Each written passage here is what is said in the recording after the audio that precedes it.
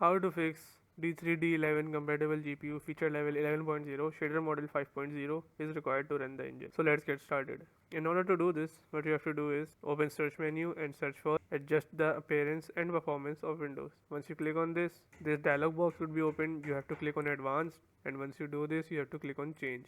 Now what you have to do is make sure you selected custom size, and now just delete this and you have to type 1024 here. Now what you have to do is in maximum size you have to multiply 1024 with the number of gigs of RAM you have installed in your computer. For example, if you have 8 GB RAM, then you have to multiply it to 1024 and the answer would be written here, as you can see. Now for example, if you have 16 gigs of RAM, the answer would be this and you have to write this. Now what you have to do is just click on set and click on yes. Then you have to restart your PC once and your problem should be fixed.